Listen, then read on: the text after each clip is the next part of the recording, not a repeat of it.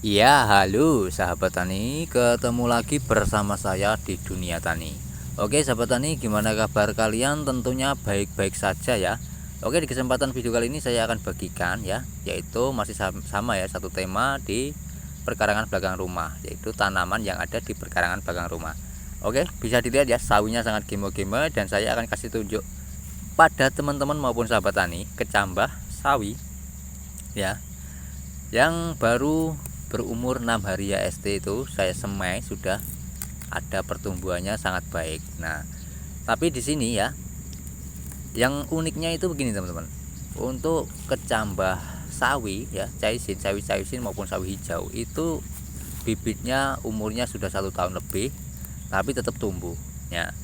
Nah, untuk mengawetkan bibitnya itu gimana Pak caranya? Kan begitu. Nah, jadi sudah saya bagikan di beberapa hari yang lalu ya, videonya sudah saya bagikan tentang pengawetan bibit agar tahan lama bertahun-tahun. Ya. Dan hasilnya seperti ini teman-teman ya. Ini adalah pertumbuhannya sangat bagus sekali kecambahnya teman-teman ya. Tuh bisa dilihat. Nah, jadi itu ya teman-teman ya, tetap bisa tumbuh. Oke, jadi saya akan ajak teman-teman itu untuk petik daun bawang dan juga petik cabai karena cabainya sudah waktunya petik teman-teman ya. Nah, seperti ini sawinya sangat gemo-gemo. Jadi gini, lahan sempit ini, lahan ya 3 meter kali 3 meter ini teman-teman itu bisa menjadi contoh bagi teman-teman maupun sahabat-sahabat tani ya, terutama bagi petani. Jadi bukan warga perkotaan saja, bagi petani pun juga bisa melakukan riset sendiri seperti ini tuh ya. Oke, ini cabenya ya sudah waktunya petik teman-teman. Ini buahnya selalu ada ya, dan tidak pernah terkena serangan penyakit maupun hama ya. Jadi rahasianya apa ya, supaya tanaman kita aman dari penyakit dan hama. Kalau hama ya ada teman-teman ya, untuk daun bawang, sawi itu ada, belalang itu pasti, dan ulat itu pasti teman-teman. Tapi kalau untuk penyakit pada tanaman itu saya jamin 99% itu akan aman jika tanah teman-teman itu sehat ya.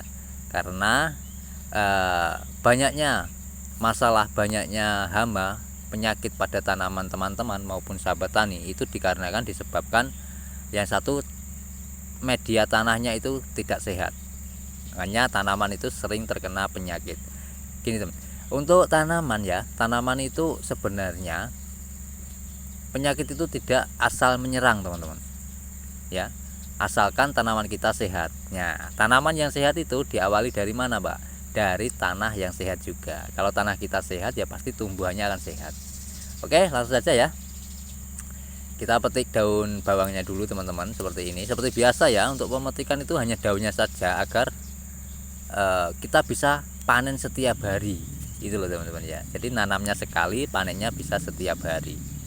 Nah, contohnya di lahan di perkarangan belakang rumah ini ya, banyak sekali yang saya tanam ya. Ya tidak banyak ya, cuma berapa jenis saja sayuran teman-teman, dan itu pun umum, kebanyakan dikonsumsi masyarakat maupun warga, seperti kangkung, sawi, dan juga saya tanam kemarin ya, baru beberapa hari, belum ada 1 minggu teman-teman, itu saya tanam kacang panjang yang ada di perkarangan ini. Di sela-selahnya daun bawang ini saya tanam kacang panjang. Pertumbuhannya seperti apa ya, nantikan di akhir video teman-teman, nanti akan saya kasih tunjuk pada teman-teman.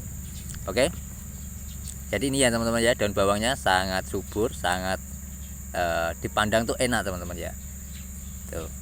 Nah, ini rahasianya tidak ada rahasianya teman-teman ya, rahasianya hanya tanah kita sehat saja ya. Gimana Pak caranya bikin tanah itu sehatnya? Oke, bagi teman-teman maupun warga perkotaan ya, terutama bagi petani-petani ya,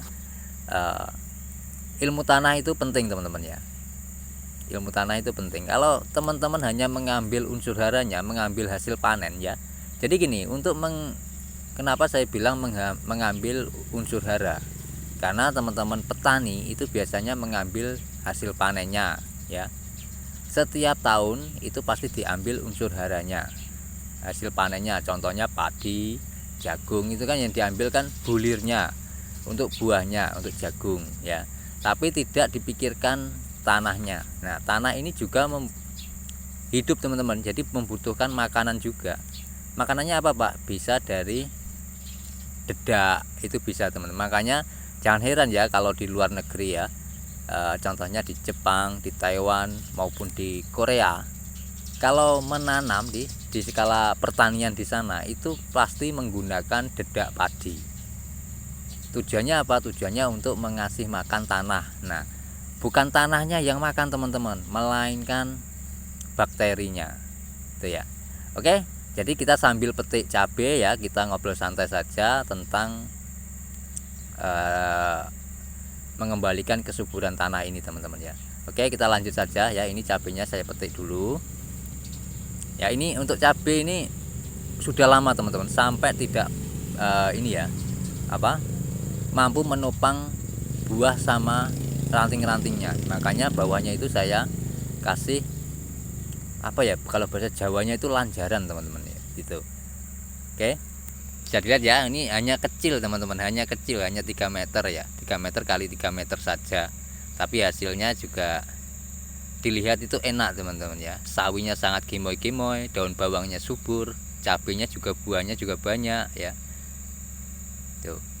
Dan untuk jenisnya ini memang saya tidak tahu, karena apa?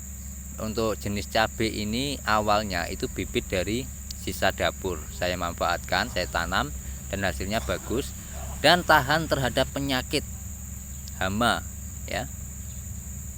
Tuh, kalau pedas ya pasti pedas ya teman, namanya cabai itu ya. Oke, kita kembali lagi ke pokok pembahasan, yaitu tanah. Nah, dari mana tadi? Dari dedak ataupun bekatul padi. Oke, jadi jangan heran ya, di luar negeri itu semua di pertanian itu menggunakan itu, olah lahannya seperti itu teman-teman, dikasih dedak. Nah, apa bisa Pak di Indonesia menerapkan seperti di luar negeri? Bisa, tapi ada caranya teman-teman ya. Jangan kita langsung terjun ke dunia yang sama seperti di luar negeri. Itu butuh proses teman-teman ya, butuh proses.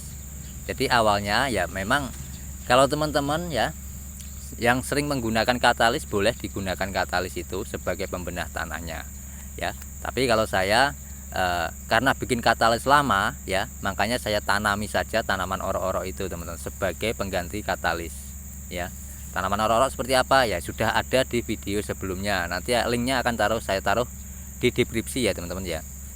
Tuh. Oke, jadi kalau teman sudah menggunakan katalis ya, usahakan jangan ini ya dilupakan, yaitu namanya sekam padi ya. Jadi sekam padi jangan yang mentah ya teman-teman ya, tapi yang sudah terbakar tapi tidak sempurna, jadi arang sekam jadinya ya. Nah, gunakanlah media arang sekam untuk pertanian kita ataupun lahan kita ya, supaya apa? Tanah kita selalu berporos ya. Intinya tanaman itu bisa subur karena tanah kita tidak tandus, melainkan berporos dan subur, itu ya, gembur itu teman-teman. Nah, untuk masalah unsur hara kita bisa yang sering menggunakan pupuk kimia, oke, boleh ya, gunakan pupuk kimia, tapi dengan satu syarat, diimbangi dengan organik. Karena apa? Tujuannya untuk kita beralih ke organik. Kalau kita langsung beralih 100% ke organik, pasti teman-teman akan gagal, itu pasti ya. Kalau tidak percaya boleh dicoba sendiri ya, karena saya juga sudah pernah menerapkan seperti itu teman-teman ya. Langsung saya menggunakan organik dan hasilnya nol, tidak ada hasilnya. Setelah saya kolaborasikan dengan kimia, hasilnya ada. Dan sekarang dunia tani sudah menanam secara organik full ya, seperti tanaman di kemarin ya, di tanaman jagung itu sudah menggunakan organik full organik ya.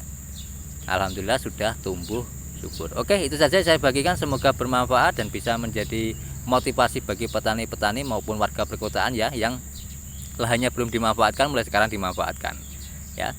Jadi untuk petani apa? Kalau kita memanfaatkan lahan, supaya kita bisa riset tanaman kita sendiri. Jadi kita nanti bisa menerapkan di lahan terbuka itu teman-teman ya. Oke, saya akhiri. Wal taufiq wal hidayah. Wassalamualaikum warahmatullahi wabarakatuh. Salam petani cerdas luar biasa.